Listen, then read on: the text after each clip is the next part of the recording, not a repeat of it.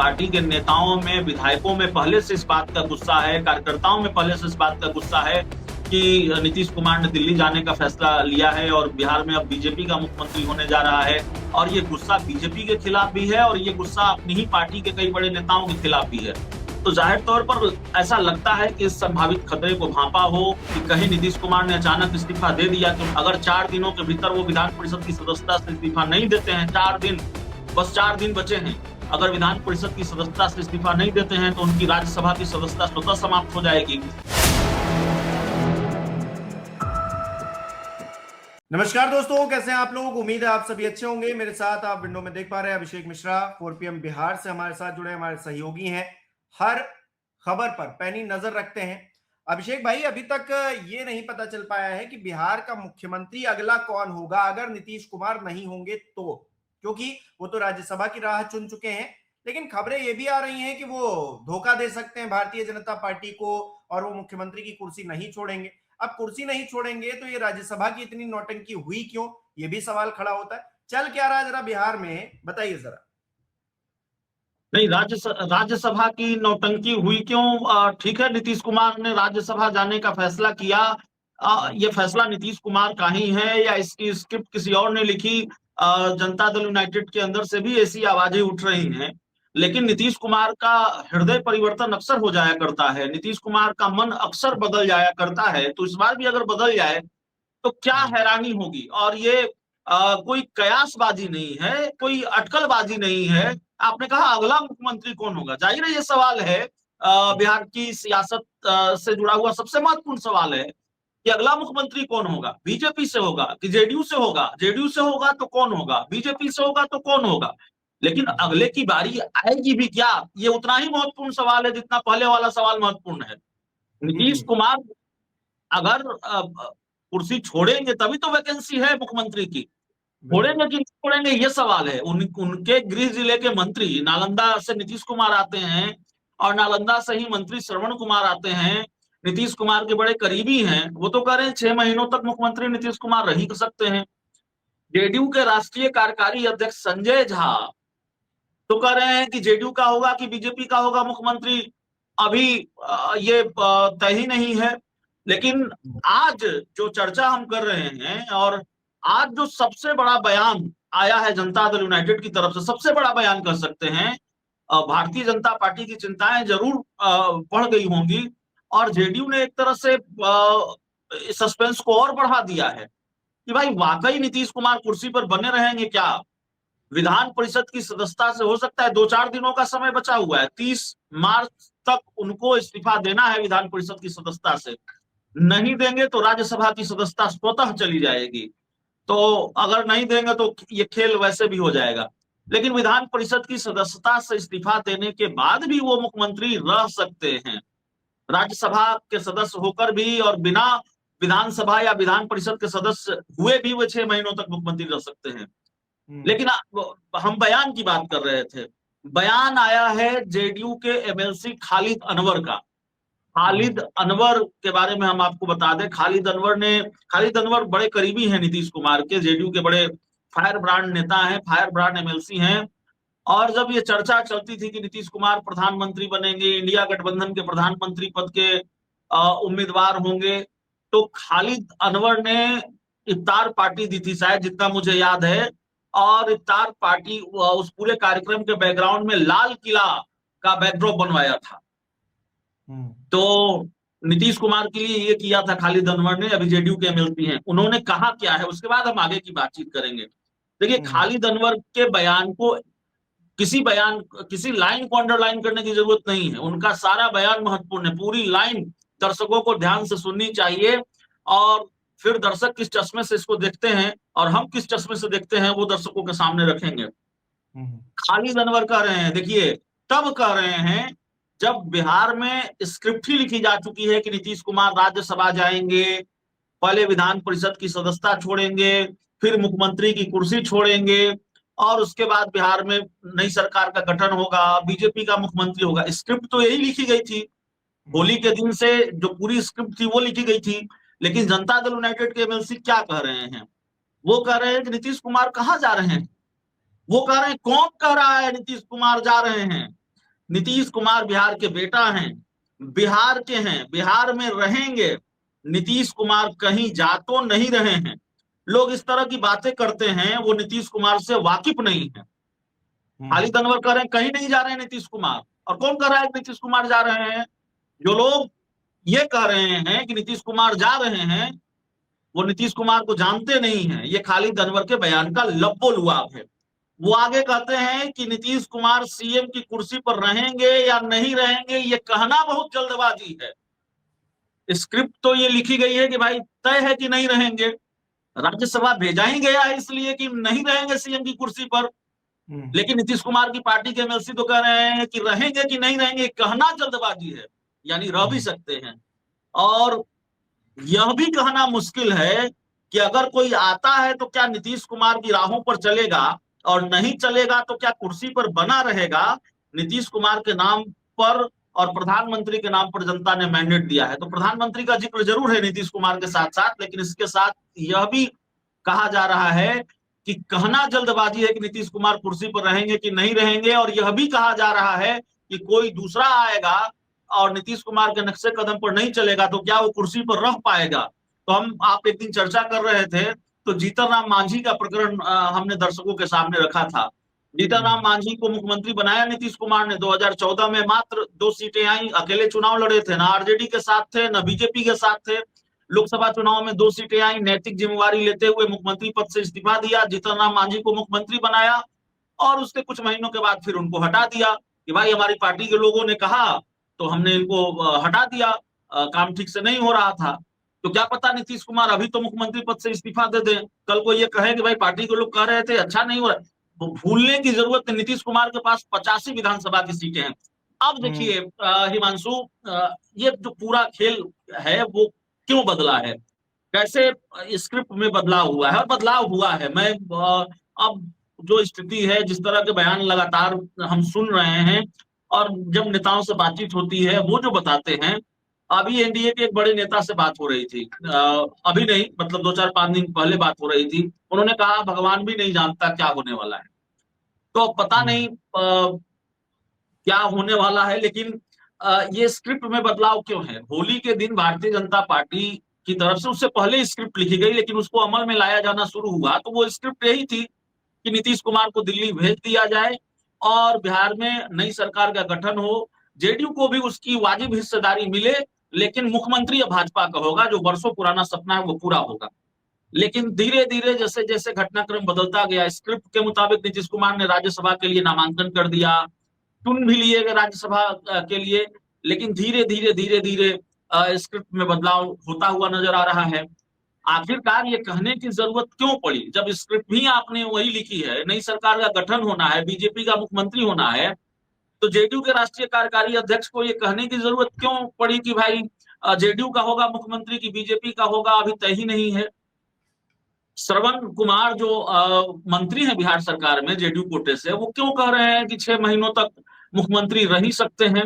और आज जेडीयू के एमएलसी खालिद अनवर क्यों कह रहे हैं कि अभी ये कह देना जल्दबाजी होगी कि नीतीश कुमार कुर्सी छोड़ेंगे कि नहीं छोड़ेंगे। तो जाहिर तौर पर कई तरह के सवाल हैं, और इसका मतलब है ये जो बयानबाजी है, ये जो बयान निकलकर सामने आ रहे हैं, ये भी दिखा रहे हैं कि जेडीयू के अंदर एकजुटता नहीं है, एक सहमति नहीं बन पा रही है। नीतीश कुमार कहीं ना कहीं जो फैसले ले रहे हैं या फिर उनसे जबरदस्ती फैसले दिलवाए जा रहे हैं, पार्टी उस कॉन्फिडेंस में नहीं है जो वो फैसले ले रहे हैं। बिल्कुल आप सही कह रहे हैं, बिल्कुल सही कह रहे हैं। देखिए जेडीयू 2 गुटों में बटी हुई नजर आ रही है। वैसे जेडीयू कई गुटों में है, लेकिन बेसिकली 2 गुटों में है। एक गुट वो है जो जिस पर ये आरोप भी है, और कहीं ना कहीं ये होता हुआ दिखता भी है कि भारतीय जनता पार्टी के साथ उसकी बॉन्डिंग बहुत अच्छी है, और भारतीय जनता पार्टी अपनी स्क्रिप्ट ठीक तरीके से लिख पा रही है, या भारतीय जनता पार्टी खेल कर पा रही है, तो जेडीयू के उन नेताओं के सहारे कर पा रही है जिनकी वफादारी इन दिनों या तो उतनी है बीजेपी के प्रति जितनी जेडीयू के प्रति नहीं है, या जितनी जेडीयू के प्रति है उतने ही वो बीजेपी के प्रति भी वफादार हैं इन दिनों। तो ये है। दूसरा धड़ा है जो जनता दल यूनाइटेड का जो दूसरा धड़ा है, वो विशुद्ध रूप से जेडीयू का धड़ा है। जेडीयू के विशुद्ध रूप से वो जेडीयू के नेता कार्यकर्ता हैं, जिनको ये सारा खेल पसंद नहीं आ रहा है, जिनको ये बात पसंद नहीं आई है, और उसमें पार्टी के ज्यादातर विधायक भी हैं, पार्टी के नेता भी हैं, कार्यकर्ता भी हैं। वो ये चाहते हैं कि भाई नीतीश कुमार बिहार में ही रहें। और अगर ये तय ही हो गया है कि नीतीश कुमार को बिहार छोड़ना है, दिल्ली जाना ही है, तो फिर मुख्यमंत्री की कुर्सी जेडीयू को नहीं छोड़नी चाहिए। निशांत कुमार को मुख्यमंत्री बनाना चाहिए, जेडीयू की सीएम की कुर्सी, माफ कीजिएगा, जेडीयू के पास ही रहनी चाहिए।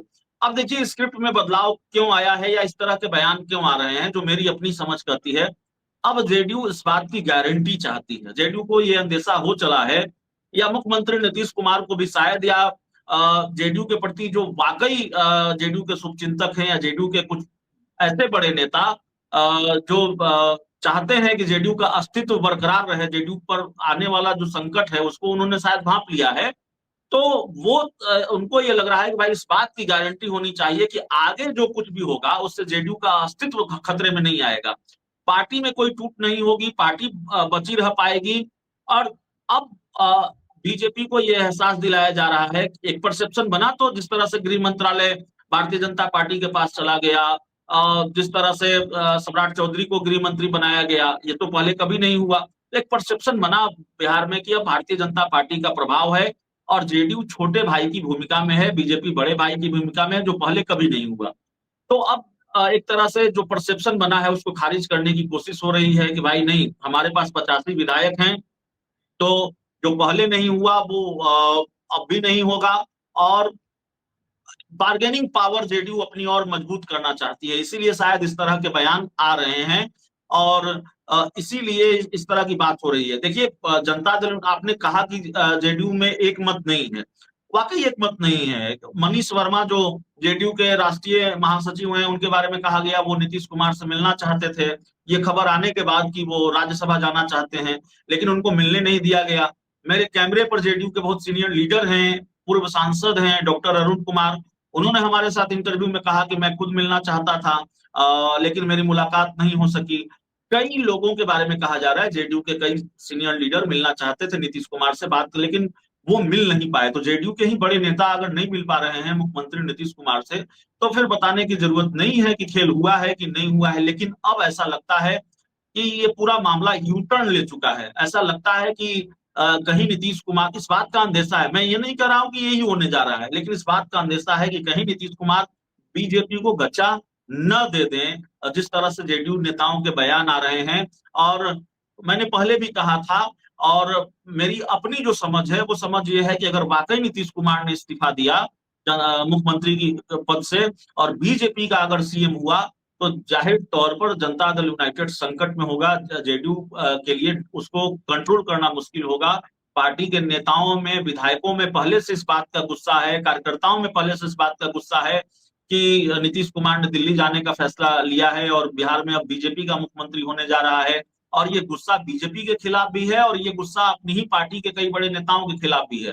तो जाहिर तौर पर ऐसा लगता है कि इस संभावित खतरे को भांपा हो जेडीयू के रणनीतिकारों को, अब ये लग रहा हो कि कहीं नीतीश कुमार ने अचानक इस्तीफा दे दिया, क्योंकि वो घड़ी तो नजदीक आने वाली है, वो घड़ी नजदीक आ रही है। और मैंने आपको कहा कि उनको विधान परिषद की सदस्यता से इस्तीफा देना है। अगर 4 दिनों के भीतर वो विधान परिषद की सदस्यता से इस्तीफा नहीं देते हैं, 4 दिन, बस 4 दिन बचे हैं, अगर विधान परिषद की सदस्यता से इस्तीफा नहीं देते हैं तो उनकी राज्यसभा की सदस्यता स्वतः समाप्त हो जाएगी, तो फिर तो वो दिल्ली जाने से रहे। तो जाहिर तौर पर अब जेडीयू बहुत नाप तोड़कर चीजों को देख रही है, बहुत फूक फूक कर कदम रख रही है। और ऐसा लगता है कि अब बहुत गंभीरता से जेडीयू के अंदर खाने ये विचार हो रहा है कि नीतीश कुमार अगर दिल्ली की फ्लाइट पकड़ते हैं तो ये घाटे का सौदा होगा, ये फायदे का सौदा होगा, घाटे का सौदा होगा। ये तो मालूम है, जेडीयू में सबको मालूम है, और हमको, आपको और बिहार के लोगों को भी मालूम है, जो राजनीति की थोड़ी बहुत भी समझ रखते हैं, कि नीतीश कुमार ने कुर्सी छोड़ी तो जाहिर तौर पर उनकी पार्टी के लिए घाटे का सौदा होगा और पार्टी संकट में आ सकती है। लेकिन क्या भीषण संकट होगा, इतना घाटे का सौदा होगा, घाटा होगा तो कितना बड़ा घाटा होगा, नुकसान होगा तो कितना बड़ा नुकसान होगा। और जेडीयू के रणनीतिकारों को शायद लगता हो कि ये बड़ा भीषण नुकसान होने जा रहा है। तो इसीलिए थोड़ा यू टर्न वाला मामला, हम लोगों ने, हमने अपने ऐसे घटनाक्रम कई बार देखे हैं। महाराष्ट्र में जब उद्धव ठाकरे और बीजेपी दोनों मिलकर चुनाव लड़ा उन्होंने, और सरकार बनाने लायक बहुमत आया, ठीक ठाक बहुमत आया था, तो ऐसा लग रहा था सरकार बन जाएगी। थोड़ा बहुत बार्गेनिंग का मामला चल रहा था, थोड़ी बहुत तनातनी चल रही थी, लेकिन इसने इतना बड़ा रूप लिया कि माफ कीजिएगा, महाराष्ट्र में तो कांग्रेस, एनसीपी और उद्धव ठाकरे शिवसेना की सरकार बन गई। वो तो मामला ही अलग हो गया फिर। और बिहार में तो खैर इस तरह के घटनाक्रम होते ही रहते हैं। और देखिए, एक नंबर नहीं भूलना चाहिए। भारतीय जनता पार्टी जरूर ये कोशिश करेगी कि चूंकि नीतीश कुमार के पास दूसरा विकल्प मौजूद है, अगर नीतीश कुमार पाला बदलने का मन बनाते हैं या पाला बदलने की स्क्रिप्ट अगर वो लिखते हैं, तो वो स्क्रिप्ट उसको वो अमल में ला सकते हैं, क्योंकि अगर उनके पास 85 विधायक हैं और इंडिया गठबंधन के विधायकों की संख्या को मिला दिया जाए और उपेंद्र कुशवाहा भी साथ आ जाते हैं, जो कि लगता है कि साथ आ जाएंगे ऐसी स्थिति परिस्थिति में, तो फिर नीतीश कुमार अपनी सरकार बीजेपी के बिना, चिराग पासवान के बिना भी बना सकते हैं। और आपको मालूम है कि सरकार जिस तरफ बन रही होती है, देने के लिए बहुत कुछ होता है। और आजकल राजनीति में तो बहुत सारे खेल होते हैं, बहुत सारी डील होती है। तो जिस तरफ सरकार बन रही होती है, लोग उस तरफ हो लेते हैं। तो गणित, थोड़ा बहुत अगर गणित से लोग पीछे होते हैं तो गणित का जुगाड़ हो जाता है। एक शायर है कि किसी शायर ने कहा है कि दिए बुझाती है, शोलों को भड़काती है, आंधी को भी दुनियादारी आती है। तो जहां ताकत का मामला होता है, जहां सरकार बन रही होती है, कोई तो विपक्ष में रहना चाहता नहीं है।